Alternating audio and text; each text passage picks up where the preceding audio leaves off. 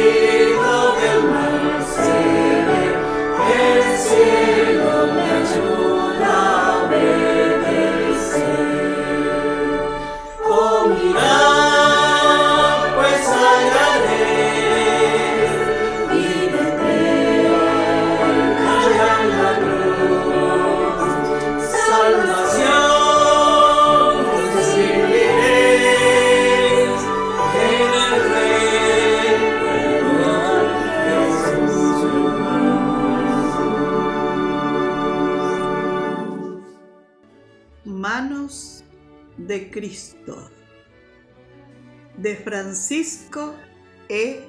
Estrello. Manos de Cristo, manos de carpintero.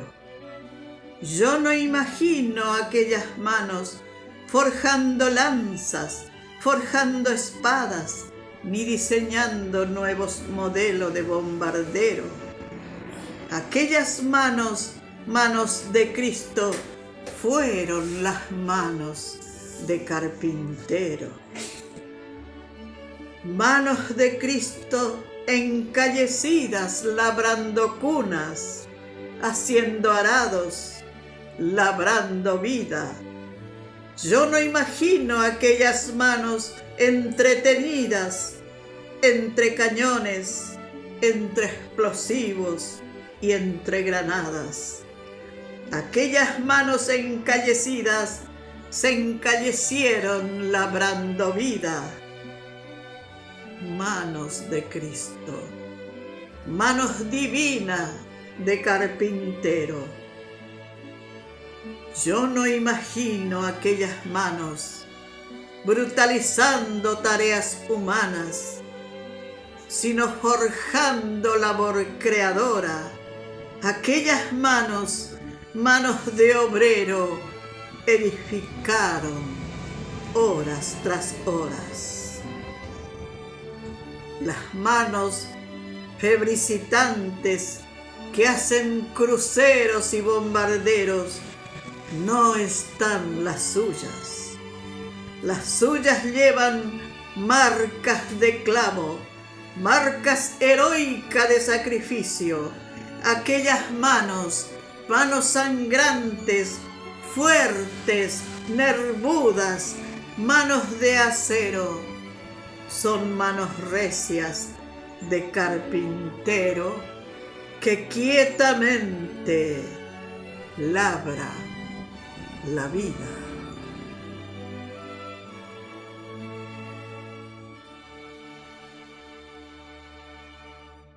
La verdad que estoy contento de estar con ustedes aquí, aunque estamos muy cerca, tenemos el mismo pastor y todo, pero no tenemos tanta relación entre las iglesias. Y es bueno el intercambio, ¿no es cierto? Yo quiero en esta mañana hablar acerca de un tema que tiene que ver con Jesús. El primer himno que nosotros cantamos fue Al contemplar la excelsa cruz, ¿no es cierto? Es un himno conocido, un himno que nos llega profundamente, pero yo quiero que más que mirar la cruz, que bueno, la han hecho un símbolo, miremos a quien está en la cruz, que eso es lo importante. La cruz no tendría ningún significado si no fuera porque alguien estuvo allí en la cruz, y a causa de que Él estuvo en la cruz, nosotros podemos tener la vida eterna. Digamos, en primer lugar, que la cruz en realidad era un símbolo de muerte, un símbolo de castigo, de ignominia, de vergüenza. Por eso cuando Jesús le dijo a sus discípulos, si alguno quiere venir en pos de mí, tome su cruz y sígame. ¿No es cierto? Y ese llamamiento es para todos, para los que estamos aquí, para los que estamos más allá de nuestro lugar aquí. Vaya a saber en dónde, en algún país, en algún lugar, a causa de la tecnología que hoy Dios permite que utilicemos. Ese es un pedido, una oportunidad que Dios nos da a todos. Si alguno quiere ir en pos de mí, tome su cruz y sígame. Es sencillo, pero a veces no le damos la importancia que quiere a este pedido del Señor Jesús. Yo quiero que entonces vayamos en esta mañana a repasar 7 frases que dijo Jesús cuando estaba colgado de la cruz. 7 frases que quedaron registradas no en un solo de los evangelios, sino en varios de ellos. Fueron memorables esas palabras del Señor Jesús, porque en ellas está contenido prácticamente todo el Evangelio. Yo quisiera que vayamos a San Lucas, el capítulo 23, versículo 34. San Lucas 23, 34. Allí es Jesús el que, dirigiéndose a su Padre, dice: Padre, perdónales porque no saben lo que hacen. ¿A quién quería Jesús que perdonaran? Pues a aquellos que lo estaban atormentando, a aquellos que lo habían clavado en la cruz, a aquellos que lo habían injuriado, a aquellos que habían dicho mentiras de él. Jesús pide a su Padre, luego de esa noche de agonía, pide perdón nada más y nada menos para sus verdugos. Lo que pasa es que en Jesús hay perdón para aún el más vil pecador. Y ese vil pecador está representado por quien les está hablando, porque todos tenemos pecado. Nadie, salvo el Señor Jesús, ha estado en el estado de santo, ¿no es cierto?, sin pecado sobre la tierra. Yo quisiera que vayamos ahora a el versículo 20 de Lucas 23, 43. 23, 43. Pero antes, bueno, muy bien, muchas gracias. Quiero recordar, ¿no es cierto?, ese versículo que dice: si confesamos nuestros pecados, Él es fiel y justo para perdonar nuestros pecados y limpiarnos de toda maldad. Pensemos en Jesús allí pendiendo de la cruz. Lo habían castigado, lo habían azotado, le habían injuriado, pero allí Jesús les está, ¿no es cierto?, diciendo que podían ser perdonados. Cuanto más daño le querían hacer a Jesús, más era la fragancia de amor que Él distribuía entre los que estaban allí. Yo supongo que acá habrá algunas abuelas. Y de acuerdo a lo que yo pienso, ¿no es cierto?, no hay ninguna abuela que realmente sea abuela que en su jardín no tenga una planta de jazmín. Por lo menos eso era cuando yo era nieto joven. Ahora ya nieto viejo, ya quizás cambió todo, ¿no es cierto? La planta de jazmín era una planta que siempre estaba en los jardines de las abuelas. Y como yo tuve abuela, había una planta de jazmín. Pero en la época en que el jazmín daba flor, ¿no es cierto?, la abuela, que era muy bicha, era chiquitita así, era tuerta, un ojo no le andaba, pero lo que le faltaba del ojo lo tenía en su inteligencia y capacidad. Nos decía, chicos, jueguen, pero no arranquen las flores de jazmín. Y no hay nada que sea más deseado por nosotros que aquello que nos prohíben hacer. ¿No es cierto? Si vamos en la calle, tenemos que cruzar una avenida, no hay nada más interesante que tratar de llegar y cruzar todavía con el amarillo, aunque en realidad el amarillo es para que nos detengamos. Y estoy hablando de mí mismo, ¿no es cierto? Y bueno, y de varios de los que manejamos aquí también. Lo prohibido parece que es más lindo. Así que por allí, cuando la abuela no nos veía, arrancamos alguna flor para aspirar ese hermoso aroma que tenía. Realmente son lindos los jazmines. Pero por ahí aparecía la abuela. Entonces, ¿qué hacíamos? Pues queríamos eliminar el cuerpo del delito. Tirábamos al suelo el jazmín y entonces con el pie tratábamos de deshacerlo, que desaparezca, que la abuela no vea lo que habíamos hecho. Pero en realidad lo hacíamos más evidente. ¿Por qué? Porque el jazmín, cuanto más se lo aprieta, ¿no es cierto?, cuanto más se lo trata de destruir, más aroma exhala. ¿Han notado ustedes eso? Y aunque es una ilustración nomás muy pequeña, pero así era también con el Señor Jesús. Cuanto más trataban de eliminarlo, más amor Él estaba manifestando hacia aquellos que eran sus verdugos. Y ahora sí vamos a Lucas 23, 43. Entonces Jesús le dijo, de cierto te digo, hoy estarás conmigo en el paraíso. De cierto te digo hoy que estarás conmigo en el paraíso. ¿A quién le dijo Jesús esa frase?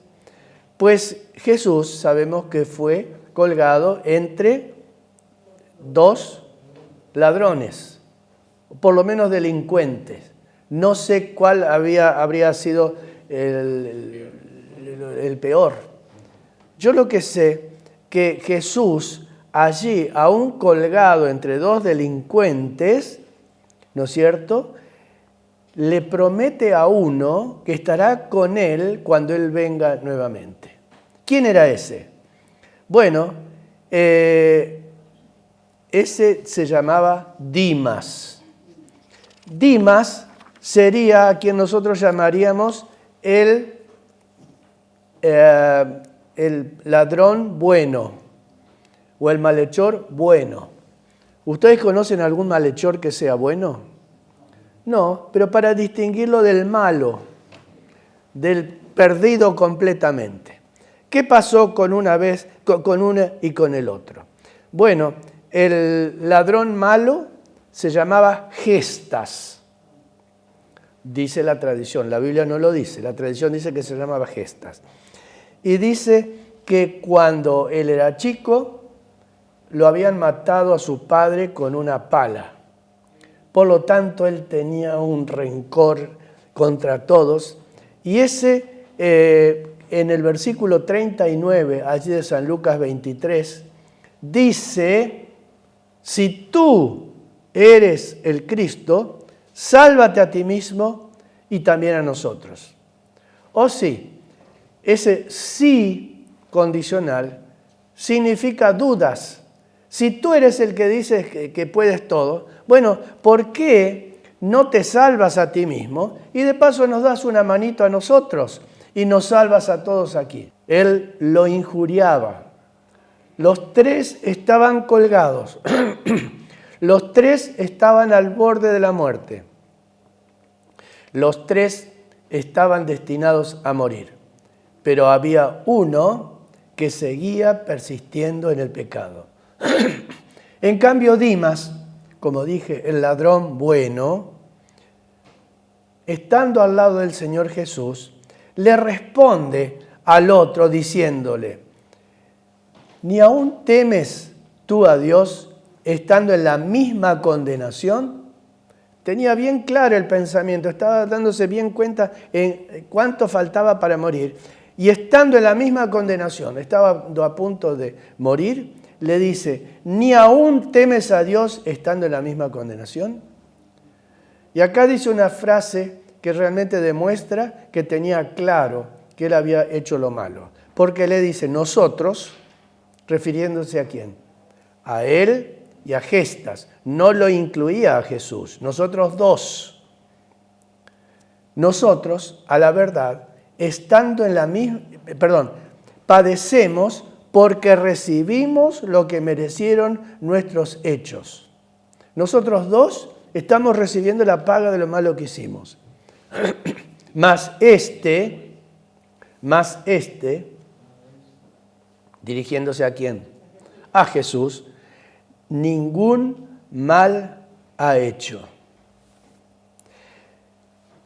Es cierto, el pobre Gestas había, ¿no es cierto?, recibido la muerte de su padre. Pero aún, aunque él había tenido que pasar por ese camino tan feo, ¿no es cierto?, él podría haberse entregado al Señor. Porque la salvación, ¿no es cierto?, para Dimas en aquel día fue un momento de glorificación. Algo que Gestas despreció, lo desoyó, ¿no es cierto? La salvación de Dimas fue en aquel día, porque yo estoy seguro, y de esto no tengo ninguna duda, que si hay alguien que va a estar en el reino de los cielos, es Dimas. ¿Por qué?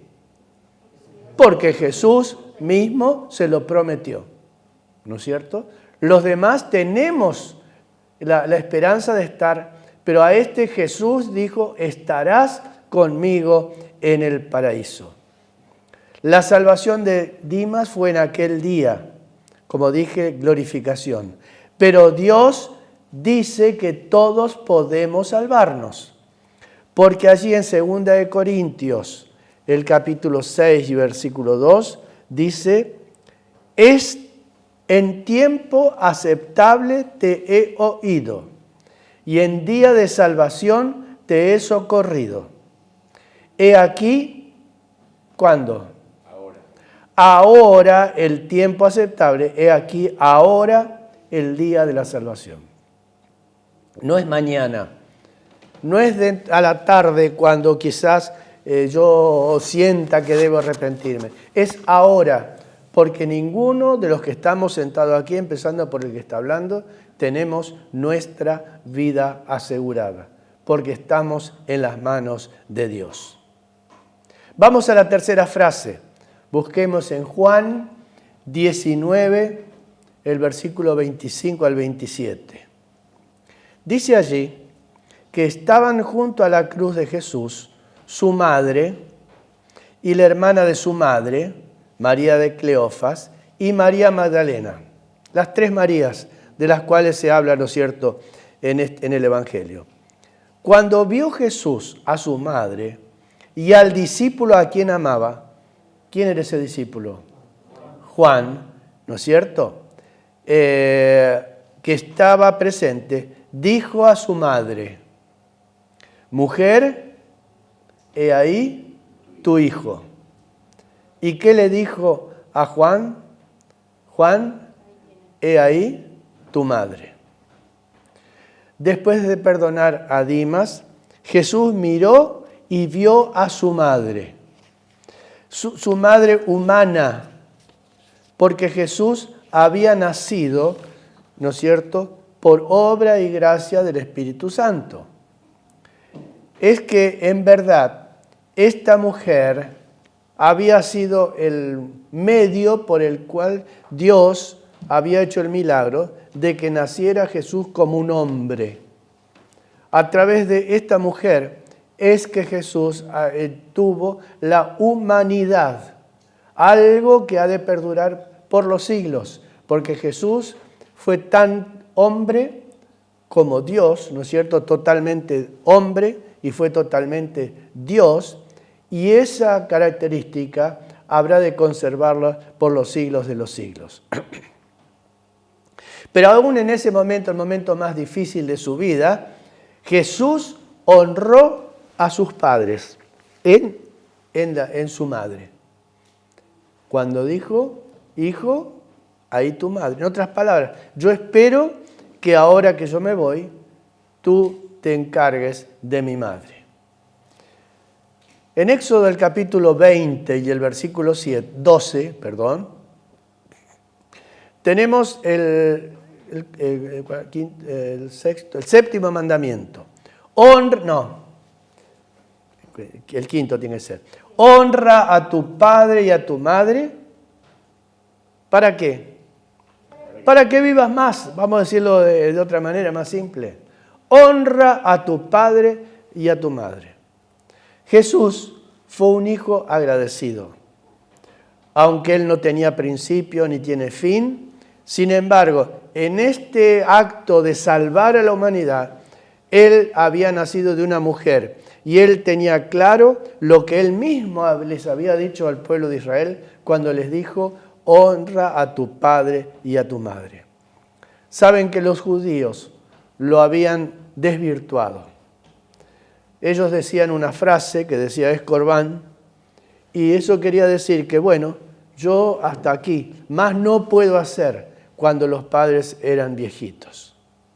Nosotros no decimos esa frase, pero a veces actuamos como tales. Ahora creo que es en octubre o en junio, no me acuerdo, que viene en octubre. La madre en octubre, ¿no es cierto? Y ese es un día en el cual los negocios se llenan de cosas para las madres. Ofrecen cosas interesantes, ¿no es cierto? Lo mismo que para el Día del Padre. Y nosotros muchas veces como hijos sucumbimos a la tentación de, por ejemplo, al padre viejito comprarle un par de pantuflas. Y a la mamá un ponchito, una mañanito, como le llamaban antes. Y entonces el día justo en que se ha determinado que sea el día del padre o de la madre, papá, acá tenés las pantuflas de este año. Mamá, aquí tenés tu ponchito de este año. Chau, mamá. Y ya con eso hemos cumplido con este mandamiento. Pensemos si muchas veces no pasa eso. Si no, no estarían tan poblados los geriátricos en nuestros días, ¿no es cierto?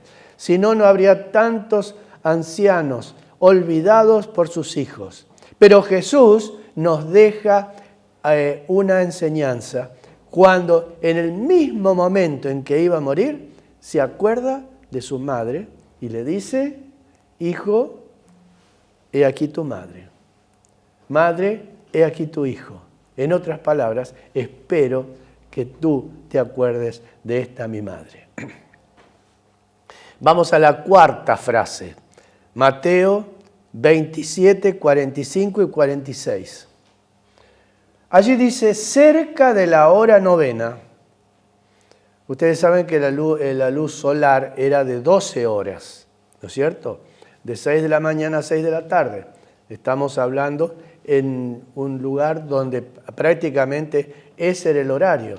La hora novena, si empezamos a contar, estamos en las 3 de la tarde, ¿no es cierto? Porque faltaba la décima, la undécima y la duodécima, que era las 6 de la tarde. Cerca de la hora novena, Jesús clamó a gran voz diciendo, Elí, Elí, lama sabactani, y esto es traducido, Dios mío, ¿por qué me has desamparado? Dios, hombre, Jesús, estaba en agonía. Jesús, hombre, siente la separación de su Padre a causa de mi pecado, no a causa de su pecado, el de él, sino del mío, del tuyo, el de todos nosotros. Y él siente que el pecado era tan terrible que lo separaba de la unión con su Padre. Dice, pero vuestras iniquidades han hecho división entre vosotros y vuestro Dios. La palabra de Dios lo dice ahí en Isaías. Y vuestros pecados han hecho ocultar de vosotros su rostro para no oír. De alguna manera está explicando lo que estaba pasando. El pecado que el Señor llevaba sobre sí mismo era tan grande, era tan terrible, que él sentía que ese pecado, que aunque no era el suyo, pero él había asumido como que él lo había tenido para que nosotros pudiéramos ser salvos, lo estaba separando de la presencia de Dios. Al verlo sufrir, todos se convencieron de que era el Mesías. Jesús, humano, se siente desamparado. Pero fijémonos una cosa, más de una vez nosotros nos hemos sentido solos, desamparados, parece sin ninguna salida. Pero en esa situación que realmente Jesús estaba solo, ¿qué es lo que hace en ese momento? Pues se dirige a Dios el Padre. En otras palabras, estaba orando, estaba conectándose a través de sus palabras con su Padre. Y hermanos, cuando nosotros estamos en una situación difícil, ni estoy pensando en una situación así de vida o muerte, que es lo más terrible que puede pasarnos. ¿Qué hacemos? ¿Oramos o nos quejamos? ¡Ay, Señor! ¿Por qué me pasará esto? Jesús podría haberlo dicho. ¡Ay, Señor! Es demasiado pesado esto para mí. Pero Jesús se mantiene en comunicación con su Padre, ¿no es cierto? Digamos, preguntando, ¿por qué me has desamparado? Aunque la respuesta la tenemos bien clara. La quinta de las frases que menciona Jesús es muy cortita, 2 palabras. Tengo sed. En algunas versiones dice sed tengo, que es exactamente lo mismo. Eso está en Juan 19, 28 y 29. Y dice, después de esto, sabiendo Jesús que ya todo estaba consumado. ¿Qué significa eso, todo consumado? Estaba terminado. Dijo para que la Escritura se cumpliese. Tengo sed. Y estaba allí una vasija llena de vinagre. Entonces ellos empaparon en vinagre una esponja y poniéndola en un hisopo, se la acercaron a la boca. Pero dice también la Biblia que Jesús la rechazó. Esto nos demuestra que realmente Jesús era humano. A causa de la sangre que había perdido, ¿no es cierto? Le vino una gran sed. ¿Alguno de ustedes ha estado operado alguna vez? Muy bien, hermana. No sé si fue una operación grande o una operación chica. Personalmente tuve una operación muy, muy importante. Y lo que yo más anhelaba cuando me desperté era tomar agua. ¿No es cierto? Y el médico decía, no No puede. ¿Pero por qué? Yo tenía la boca seca, trataba de mover los labios, a ver, de alguna manera, porque realmente era una necesidad terrible, era una necesidad lógica de los seres humanos. Ahora Jesús tenía sed, como cualquier hombre. Jesús tenía sueño, como cualquier hombre o mujer. Jesús tenía hambre. Después de los 40 días, habrá tenido un hambre tremendo, ¿no es cierto? Debe haber sentido realmente en ese momento una sed terrible, a tal punto que el soldado se compadeció y le acercó un hisopo con vinagre.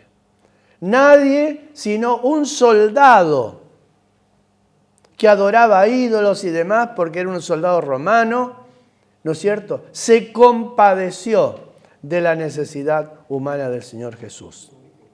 Vamos a la sexta frase. Esa está en Juan 19, versículo 30. Cuando Jesús hubo tomado el vinagre, dijo, consumado es. ¿Qué quiere decir consumado? Se acabó todo. He venido para hacer y lo hice. Y dice que habiendo inclinado la cabeza, entregó el Espíritu. No entregó su vida sin completar su obra. Esto es algo que es bueno que lo recalquemos. Fíjense cuántas cosas importantes que hay en esta frase. Él terminó y entonces entregó su vida. Fue un vencedor. Ganó la batalla de la guerra. En realidad ahí estaba ganando la guerra, aunque la guerra continuó, pero esa batalla era decisiva. Si él hubiera flaqueado o hubiera, digamos, perdido esa batalla, toda la guerra estaba perdida. Satanás ahora quedaba definitivamente derrotado. Jesús terminó la misión para la cual había venido. Si buscamos en Juan 1:11, dice, a lo suyo vino. Y sigue el versículo, ¿no es cierto? Y los suyos no lo recibieron. ¿Qué era lo suyo? ¿A qué vino? ¿Vino de picnic? ¿Vino de vacaciones? ¿Aprovechando algún pasaje gratis? No, vino a morir. Hermanos queridos, es el único que nació en esta tierra para morir. Porque cuando nacemos, cuando Dios creó al hombre, lo hizo para que viviera, y cuando nacemos para vivir. Algunos viven más, otros menos, ¿no es cierto? Pero Jesús, cuando Él nació, ya Él sabía para qué venía. Y Él venía a morir. No por sus pecados, sino por mis pecados. En Juan 17:4 dice, yo te he glorificado en la tierra, he acabado la obra que me diste que hiciera. He acabado la tarea. Aproximadamente habían pasado unos 4.000 años desde la caída de Adán, ¿no es cierto? Ahora la raza humana tenía la seguridad de la salvación. Génesis 3:15, Dios había hecho la promesa. Ella te herirá en la cabeza, no, tú le herirás en el calcañar, pero tú le herirás solamente en la cabeza. Y ahora el Señor le había dado el golpe de gracia. Satanás ya no tenía más poder sobre el mundo. Ahora la raza humana podía decir, somos salvos en Jesús. Jesús había vencido al acusador y al padre de la mentira. En Apocalipsis 12:10 dice, entonces oí una gran voz en el cielo que decía, ahora ha venido la salvación, el poder y el reino de nuestro Dios y la autoridad de su Cristo, porque ha sido lanzado fuera el acusador de nuestros hermanos y el que los acusaba delante de nuestro Dios día y noche. Esa es la tarea del diablo, acusar, mira Señor, cómo es mira esto, ¿no es cierto? Cuando en realidad lo único que desea el diablo es que perezcamos. Y entonces vamos a la última frase. Esa frase está en Lucas 23, 46. Entonces Jesús, clamando a gran voz, dijo: Padre, en tus manos encomiendo mi espíritu. Y habiendo dicho esto, expiró. En Mateo capítulo 27 dice que en ese momento acontecieron algunas cosas extraordinarias. Por ejemplo, había rayos y truenos, ¿no es cierto? Se puso todo oscuro, se rasgó el templo del templo de arriba abajo, la tierra tembló, las rocas se partieron. Es que el que acababa de morir era el autor de todo. Conclusión. La tierra se conmovió. Hubo un gran terremoto. Las montañas se partían, se abrían los sepulcros, los muertos resucitaron y el velo del templo se rasgó. Había tinieblas en la tierra. Esa es la conclusión. La tierra se conmovió. ¿Y cuántos de los que estaban allí se conmovieron al ver el espectáculo? Los sacerdotes, los fariseos, todavía con el dedo señalaban: este era un mentiroso, ese era un impostor. Y era el que les estaba dando la vida eterna a cada uno de ellos, si es que lo aceptaban como Cristo. Recapitulemos las 7 frases. La primera, perdónales. La segunda, estarás conmigo en el paraíso. 3, mujer, he ahí tu hijo. La cuarta, ¿por qué me has desamparado? Una pregunta. La quinta, tengo sed. La sexta, consumado es. Y la séptima, Padre, en tus manos encomiendo mi espíritu. Oh sí, en el corazón de Jesús había habido una tremenda lucha moral. Pesaba sobre él todos los pecados de la humanidad. El éxito o el fracaso de todo el plan de salvación dependía en ese momento de qué es lo que el Señor iba a hacer. Ahora descansaba de la obra maravillosa, ¿no es cierto?, de la redención. En el día de su muerte, 3 hombres declararon su fe.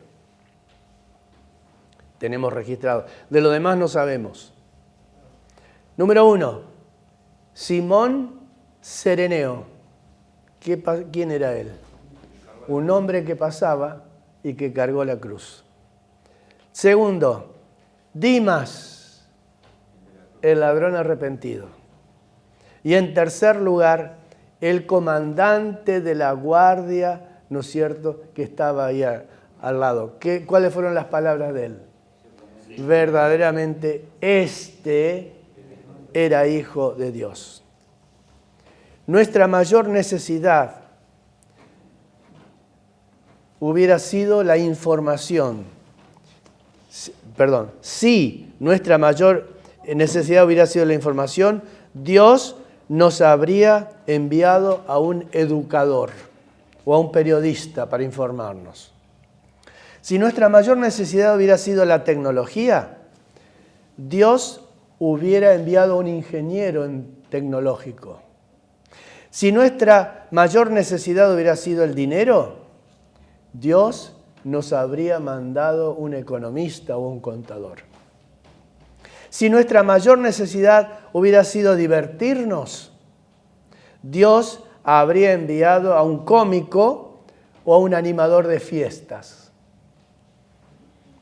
Pero nuestra mayor necesidad era el perdón, de modo que Dios envió a un Salvador. Génesis 2:7. Entonces Dios formó al hombre del polvo de la tierra y sopló en su nariz aliento de vida. Y fue el hombre un ser viviente. Se relaciona con esto Juan 3:16, que lo podemos decir todo de memoria, porque de tal manera amó Dios al mundo que dio a su Hijo unigénito, para que todo aquel, fíjese, es inclusivo, pero es exclusivo, para que todo aquel que en Él creen, los que no creen no serán salvos. Hay que creer en el Señor Jesús. Él es nuestro Salvador. No se pierda, sino que tenga la vida eterna. Y hay otro texto que yo quiero que lo pongamos en la pantalla. Hebreos 2 y 3. Esta es la pregunta que aparece en la Biblia que ni siquiera Dios puede contestar. Si Dios lo puede todo, pero esta pregunta Dios no la puede contestar. ¿Qué dice esta pregunta? ¿Cómo escaparemos si descuidamos una salvación tan grande? Dios no puede hacer por nosotros lo que nosotros tenemos que hacer, y es aceptar a Jesús. Él que estuvo dispuesto a morir, Él que no había hecho ninguna maldad, estuvo dispuesto a venir a la tierra para que nosotros podamos tener la posibilidad de ser salvos. ¿Será que vamos a aprovechar esa oportunidad? ¿Será que el Señor que llegó una vez a nuestro corazón es el Señor de nuestra vida todos los días hasta el fin del mundo? He aquí yo estoy con vosotros todos los días hasta el fin del mundo. ¿Ya llegó el fin del mundo? Estamos cerca. Pero aunque estemos cerca, aunque veamos negro a nuestro alrededor, no tenemos por qué sentirnos olvidados, porque Jesús está a nuestro lado. Y recién, ¿no es cierto?, cuando Él venga, allí podremos tener el gozo de vivir para siempre, por la eternidad con Él.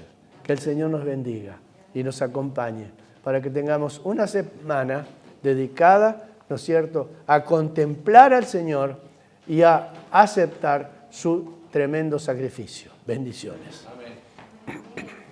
Gracias, Señor, por tu muerte. Gracias por tu salvación. Gracias porque podemos tener la seguridad, la certeza, que si somos fieles a ti, si pedimos perdón por todos y cada uno de nuestros pecados, dentro de muy poco tiempo podremos ir a vivir para siempre en el mundo que nos estás preparando. Ayúdanos, Señor, a aceptar tu perdón y ayúdanos a que también lo contemos a otros, para que seamos muchos como tú viniste a rescatar a tantos, que podamos estar disfrutando del sacrificio que tú hiciste.